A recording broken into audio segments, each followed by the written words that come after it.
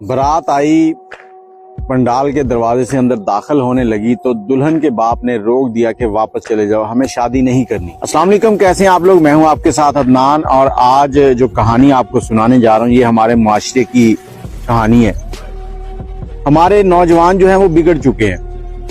Video को पूरा देखना है और अपनी राय देनी है कि इस बाप ने ठीक किया या गलत किया। एक फैमिली, एक लड़का जो कि सऊदी अरब गया था, 5 साल वहां पर उसने काम किया। 5 साल के बाद जब वापस लौट रहा था तो घर वालों ने उसके लिए एक रिश्ता देखा हुआ था, मंगनी भी वहीं पे था कर दी और दिन भी रख दिए। अब शादी निकाह से 5 दिन पहले वो वापस पहुंचता है, घर पहुंचता है। मोहल्ले के दोस्त, पैसा अच्छा कमाया था वहां पर, लेकिन उसके दोस्त जो थे वो भी काफी अमीर थे। अब मेहंदी वाली रात दोस्तों ने घर से अलग एक और घर था जो खाली था, वहां पर एक अलग नाइट पार्टी रखी हुई थी, मुजरा पार्टी।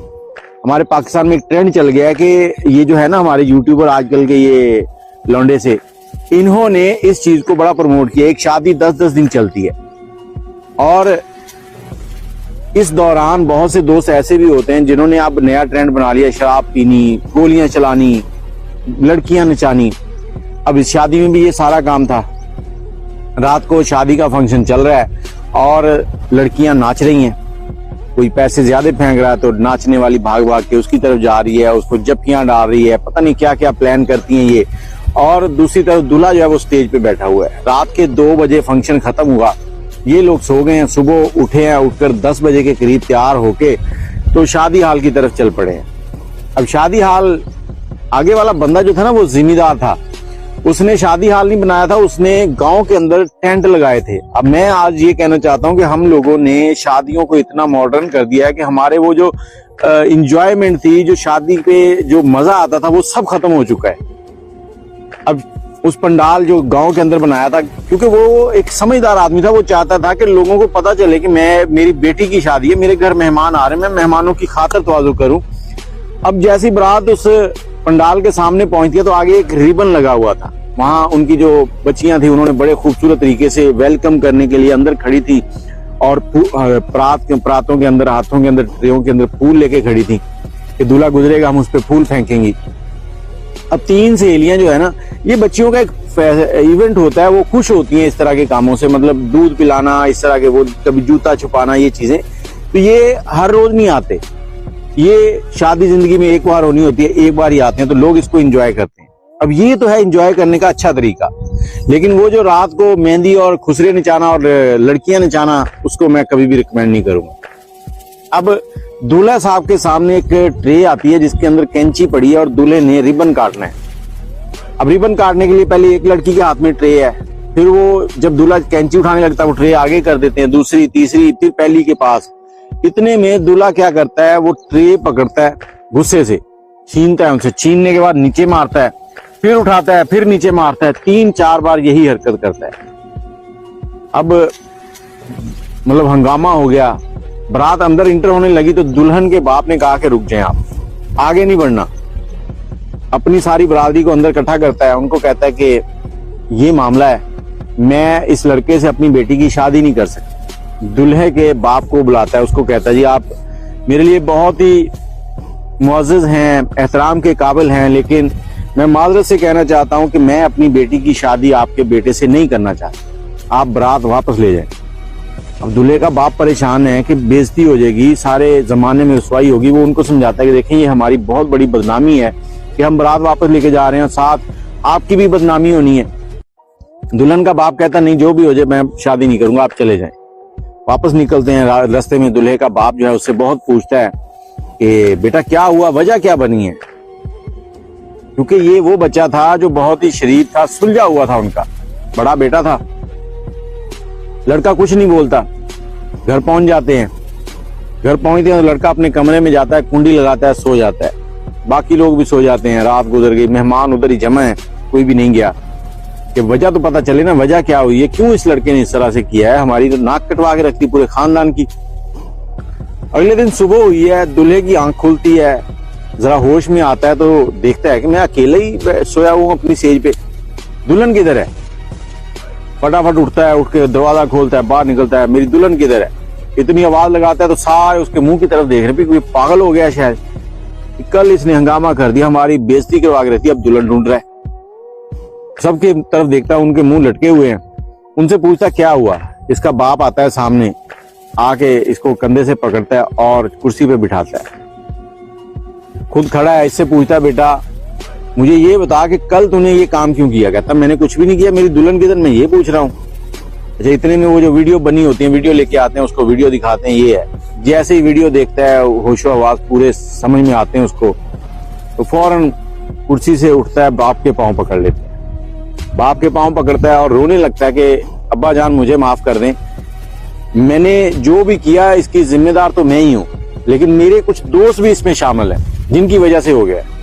क्या हुआ, वो मेहंदी वाली रात जब हम 2 बजे वो प्रोग्राम खत्म हुआ, इन लोगों ने तो पहले ही शराब पी रखी थी, मुझे इन्होंने आखिर में पिला दी। मैंने इनको बहुत मना किया लेकिन ये नहीं समझे, कहते पियो। मैंने इनको बताया मैंने आज तक नहीं पी, मुझे नहीं पता ये क्या चीज है। और जब सुबह हम लोग जा रहे थे बारात लेके, तो इन्होंने रास्ते में फिर मुझे पिला दी। अब वहां जब पहुंचे हैं, जब वो लड़कियां थाल इधर उधर कर रही, तो मुझे बड़ा अजीब सा फील हुआ, मुझे गुस्सा आया, तो इस वजह से ये सारा काम हो गया। और सब परेशान है कि ये क्या हो गया।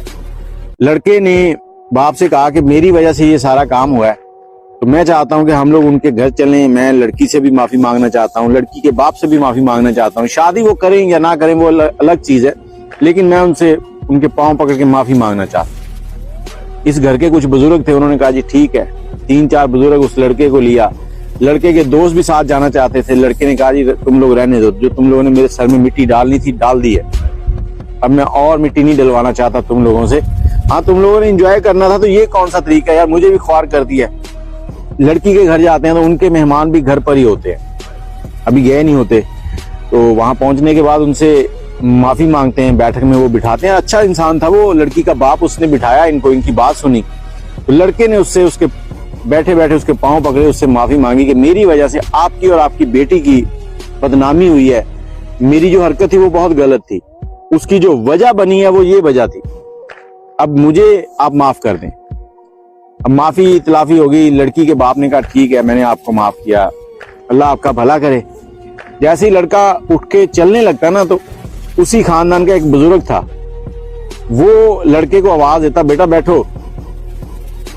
लड़का पीछे मुड़ता है, अब वो लड़की के बाप को उठाता है, अंदर ले जाता है, जाके उसे समझाता है देखो बेटा, आज के दौर में अगर कोई शख्स अपनी गलती तस्लीम कर रहा है ना, तो समझो कि वो एक अच्छा इंसान है, उससे गलती हो गई है, वो अपनी गलती मान रहा है, आपसे माफी मांग रहा है, तो बेहतर है कि इसको ना जाने दो और शादी दोबारा कर दो।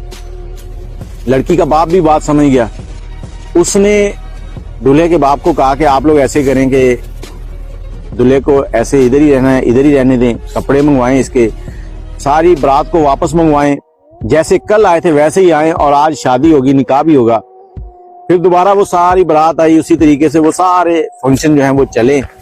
लड़का दुल्हन लेके अपने घर चला गया, और दुल्हन जो है उसके मतलब लड़का सारी उम्र उसका जो है ना मकरूज रह गया, अपने ससुर का भी जिसने उसको लड़की दे दी, और जो मुआशरा था उसमें भी दोनों घरों की इज्जत रह गई। लड़के ने माफी मांगकर बहुत बड़ा काम किया। लेकिन आज जो बात मैं करना चाहता हूं वो ये है कि हम लोग क्या करते हैं, हम लोग शादी एक नेक अमल है, एक अच्छा काम है, और इसको तकमील तक पहुंचाने के लिए हम लोग क्या कुछ करते हैं। शराब जिसका पीना हमारे मजहब में बिल्कुल हराम है, किसी सूरत वो जायज नहीं है, किसी सूरत, और हम लोग उसको शादी जैसे नेक फंक्शन के ऊपर पी रहे होते हैं। सुबह 2 नफल अदा करके बारात पे जा रहे होते हैं, फिर वहां से इसी तरह के काम करने के बाद लड़की को एक कुरान के साए में हम दुल्हन बना के लेके आते हैं, और जब जिंदगी शुरू होती है तो फिर लड़ाइयां होती हैं। देखो, जिस काम की शुरुआत ही तुम लोगों ने गलत तरीके से कर लिया, उसमें अच्छी चीजें कहां से आएंगी, आगे बच्चे अच्छे कैसे पैदा होंगे। वो एक जुमला आप सुनते होंगे ना कि किसी ने कहा था कि हम मुसलमानों से ऐसी औरतें छीन लेंगे जो सलाउद्दीन अयूबी जैसे बच्चे पैदा करेंगी। तो लम्हा फिक्रिया है, और सोच विचार करेंगे हम लोग कहाँ खड़े हैं।